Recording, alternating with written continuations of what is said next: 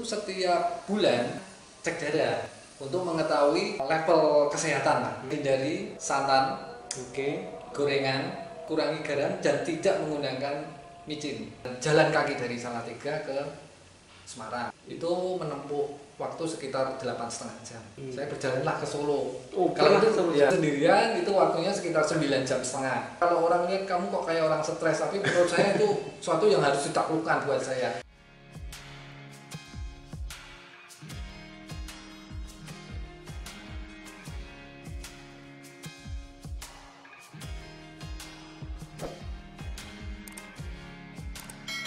Oke, halo teman-teman, ketemu lagi sama saya Cece. Nah, hari ini kita lagi sama seseorang namanya Ko Danang.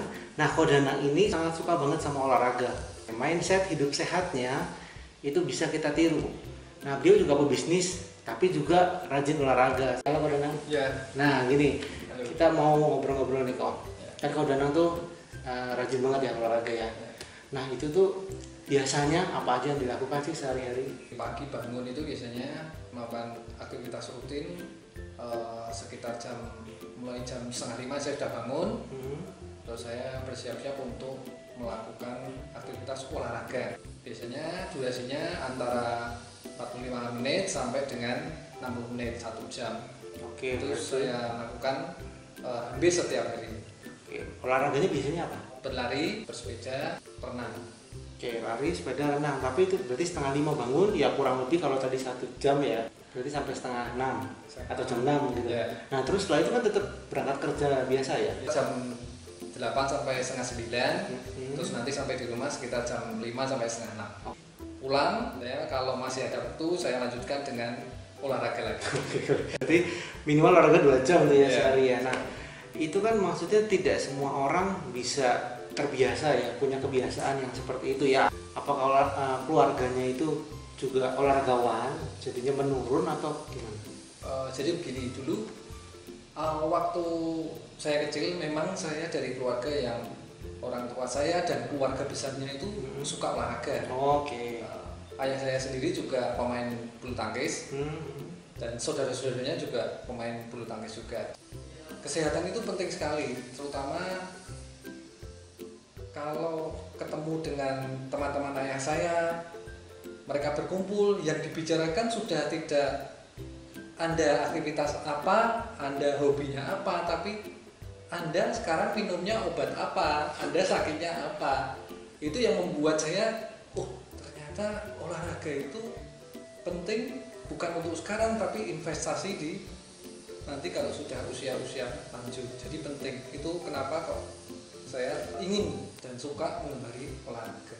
Dengan sering olahraga itu tadi, buat Ko Danang sendiri dampaknya kerasa nggak sih? Maksudnya itu kan tadi investasi jangka panjang. Iya, betul. Ke sekarang itu loh, ada efek tertentu nggak? Oh, untuk saya pribadi jelas efeknya sangat banyak sekali, terutama untuk stamina, terus untuk kebugaran. Itu bisa dikatakan saya merasakan badan itu rasanya fresh terus. Kalau tidak berolahraga justru badannya rasanya capek semua. Oke, nah itu tadi sebenarnya unik sih ya. Ya terus terang karena saya pribadi pun belum punya kebiasaan seperti itu ya. Jadi kan rodok buat kita mungkin mosok sih kok kalau nggak olahraga malah badannya nggak enak gitu. Ya. Justru kan kebalikannya, kalau yang nggak pernah olahraga itu malah sakit kafe. Iya betul. Kan gitu. Tapi memang gitu ya yang dirasain. Betul. Jadi memang awalnya untuk memulai suatu kegiatan rutinitas berolahraga pasti badannya akan sakit pertama kali. Tapi setelah itu badan itu adaptasi, kita akan adaptasi. Dari Kebiasaan itu pernah nggak sih misalnya ada kesibukan tertentu akhirnya nggak bisa olahraga sama sekali, misalnya seminggu gitu? Ada sih. Biasanya waktu menjelang hari raya itu kan berarti kerjanya ekstra. Oke. Jadi memakan waktu yang sampai larut malam, jadi kita tidak sempat olahraga. Jadi ya mungkin sehari hanya bisa sekali aja.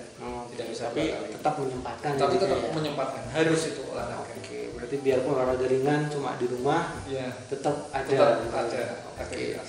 Nah itu kalau udah menjadi kebiasaan ya kayaknya ringan ya, maksudnya nggak terbebani kan. Kalau dampaknya buat sekitar nih, kalau tadi kan ke Ko Danang badan lebih enak. Ya. Buat misalnya keluarga atau ke teman-teman, ada dampak nggak? Ya. pasti ada dampaknya. Teman saya ada mengetahui kegiatan saya yang saya lakukan setiap hari, dia bilang gini, kok kamu kurang kerjaan setiap hari melakukan aktivitas seperti itu, apa badannya tidak capek, apa tidak over? Saya bilang sebetulnya saya melakukan setiap hari itu ada ukurannya, jadi ada porsinya, tidak asal melakukan kegiatan. Teman saya yang sebelumnya mengikuti rutinitas olahraga juga, mereka minum obat untuk menurunkan kolesterol sampai sedemikian lama. Setelah itu dia mencoba melakukan kegiatan yang sama, tapi mungkin tidak sehari 2 kali, sekali lah. Secara rutinitas sekarang dia lepas, tidak minum obat itu, diganti dengan aktivitas olahraga setiap hari. Oke, berarti bisa menginspirasi teman-teman yang lain juga ya. Karena mungkin ngelihat Ko Danang sok sehat-sehat terus gitu ya. Tapi ya intinya bisa menjadi inspirasi buat kita. Mudah-mudahan kita juga terinspirasi, jadi bisa mulai pola hidup sehat. Selain kegiatan rutin tadi, pernah juga ikut acara-acara misalnya lomba-lomba olahraga atau gimana? Iya, sebetulnya kalau lomba lari saya sering sekali mengikuti, tapi sebetulnya bukan juara yang saya ingin saya capai, tetapi sebagai parameter. Jadi kita latihan sekian lama, kita melakukan program-program latihan, itu parameternya kan harus ada. Seperti kalau kita sekolah, parameternya ujian. Kalau kita olahraga melakukan kegiatan secara terprogram, ada parameternya. Nah, untuk mengikuti lomba itu tujuannya untuk mengetahui kemampuan kita itu sampai di mana atau sebetulnya dibandingkan dengan yang lain gitu. Jadi kita tahu, oh saya itu di level sekian. Oke, berarti targetnya bukan ke arah juara gitu ya. Nah, berarti kan itu juga mindset ya. Artinya kalau orang beda mungkin kalau orang yang dia profesinya atlet. Iya, betul. Dia kan memang tujuannya ya untuk meraih prestasi juara. Sedangkan karena ini tujuannya, mindsetnya adalah untuk menjaga kesehatan tubuh tiap hari. Jadi lomba itu ya untuk mengukur kemampuan aja. Betul. Nah, itu juga yang penting sih.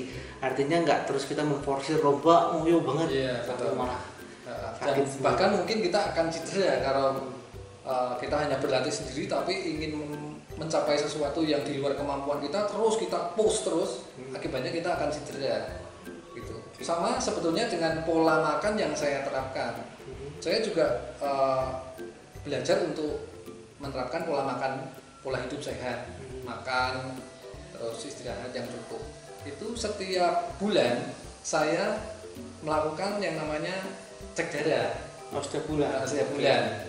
Untuk mengetahui level kesehatan lah. Dari yang mungkin yang sederhananya saja gula, kolesterol, terus yang standar-standar lah. Saya pasti melakukan itu untuk mengetahui efek saya latihan 1 bulan itu terhadap kesehatan bagaimana. Oh, kalau begini akan begini. Jadi kita bisa kontrol. Jadi nggak asal aja. Pengalaman paling mengesankan waktu ikut lomba itu? Yang pertama waktu saya mengikuti Borobudur Marathon di Magelang, itu saya berlari di kilometer mungkin sekitar 15-16 kilo. Itu saya dibalap oleh pelari lain dengan umur 70 tahun. Saya kaget sampai kok bisa badannya fitnya kayak gitu. Terus saya tanya kenapa dia gini, karena ternyata dia memang rajin olahraga, tapi ya sepintas lalu aja saya tanya. Jadi memang dulu backgroundnya dia memang suka olahraga.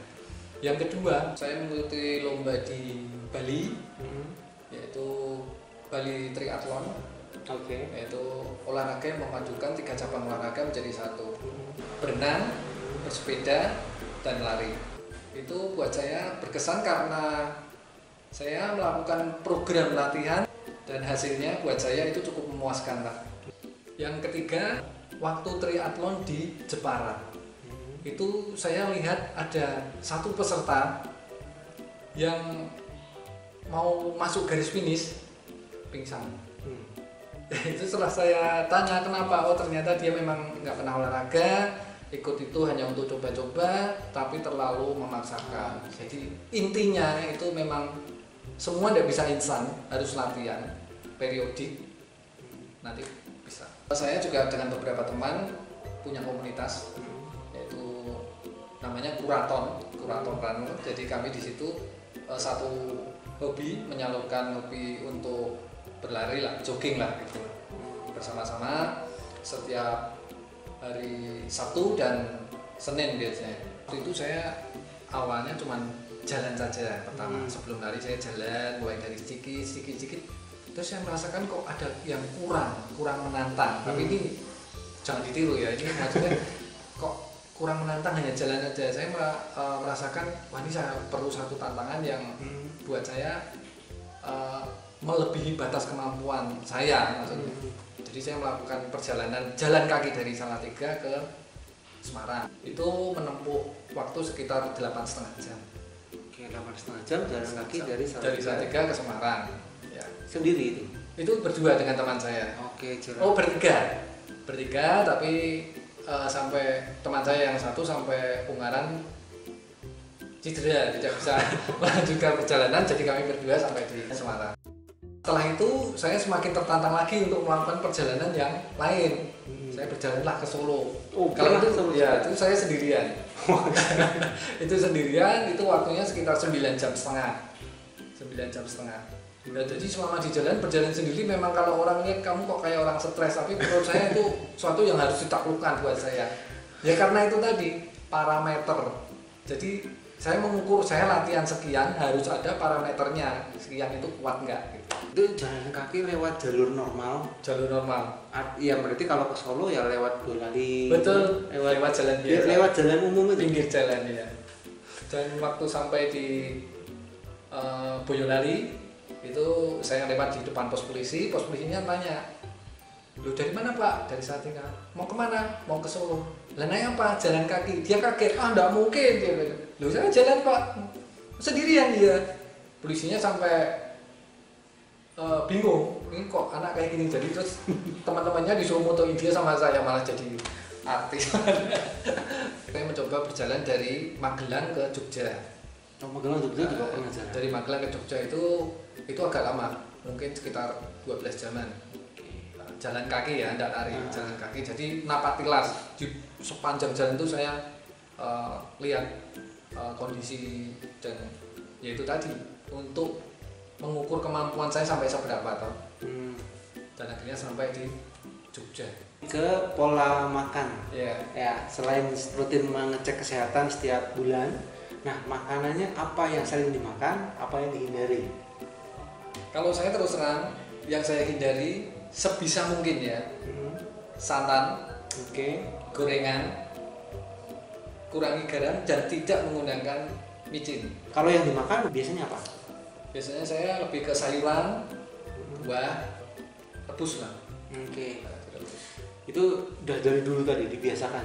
Itu saya mulai sekitar 2004-2005. Oke, tapi nggak vegetarian ya? Nggak, saya nggak vegetarian. Normal, cuma menjaga makanan. Iya, menjaga makanan. Tapi juga gini, kadang kita juga nggak bisa, tidak harus makan itu. Tapi waktu seperti kita dapat undangan di resepsi atau di apa, ya oke lah. Tapi cuma sedikit aja.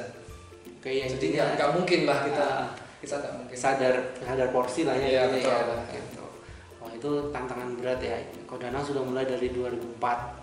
Ya kita kalau mau mulai ya mulai hari ini gitu aja.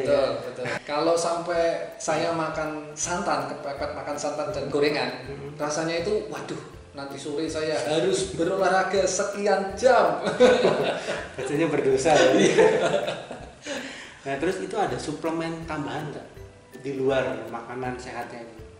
Sementara nggak ada. Oke, berarti ya jadi kita ini nggak lagi, biasanya kan kalau orang ngomong kesehatan iklan suplemen, iklan produk. Nah kita murni membahas tentang mindset dan kebiasaan hidup sehatnya. Jadi nggak ada suplemen apapun, nggak ada obat apapun, yang murni olahraga dan jaga pola makan. Anggaplah kalau saya atau teman-teman lain mau mulai nih, itu step awalnya harus ngapain dulu? Maksudnya kan aku mau coba deh, mau jaga hidup sehat, ya mengurangi makan gorengan, mengurangi makan santan segala macam, terus mau mulai olahraga, itu kebiasaannya harus ngapain aja? Mungkin awalnya kalau yang paling simpel itu jalan dulu aja. Jalan kaki dulu. Kalau bagi orang yang kelebihan berat badan, mungkin berat badannya diturunkan dulu, baru nanti pelan-pelan dia akan jogging. Jangan langsung jogging, nanti akan kena di bagian lain kaki, terutama lutut, ya akan sakit. Mulai dari sedikit dulu. Dulu waktu saya pertama kali latihan berlari itu nggak bisa satu kali lapangan sepak bola putar itu nggak kuat, hanya cuma setengah, tapi lama-lama ya bisa, sampai sekarang bisa. Oke, berarti mulai dari rutin jalan ya, Step tapi by step, ya. kalau durasinya sama minimal 1 jam atau ada gimana? Mungkin saya kira 30 menit cukup lah, jalan aja 30 menit. Jadi intinya ya jalan misalnya keliling perumahan atau jalan misalnya di statis juga bisa. Masalah ya, treadmill. Pesan Kodanang nih buat teman-teman yang nonton yang mungkin mulai tersadarkan bahwa hidup sehat itu baik dan mau mulai atau bahkan yang belum sadar sama sekali tentang hidup sehat, kira-kira pesannya apa? Pesan buat teman-teman semua, jadi yang penting itu sehat dulu. Kalau badan kita sehat, kita bisa melakukan apa aja. Tapi kalau kamu tidak memperhatikan kesehatan, mau punya uang sebanyak apapun akan habis untuk berobat. Jadi yang pertama kesehatan, jaga kesehatan, pola makan, olahraga, istirahat cukup, jangan stres. Oke. Nah itu tadi kita udah ngobrol sama Kodanang yang mudah-mudahan bisa menginspirasi kita semua untuk memulai hidup sehat. Kalau yang sudah mulai ya tinggal melanjutkan, mudah-mudahan bisa awet terus kebiasaannya ya, menjadi kebiasaan sehari-hari. Karena seperti poin pentingnya tadi bahwa kesehatan adalah yang utama. Karena kalau kita punya banyak uang tapi tidak sehat juga percuma. Oke, nah itu tadi videonya, mudah-mudahan bisa menginspirasi. Sampai ketemu di video selanjutnya.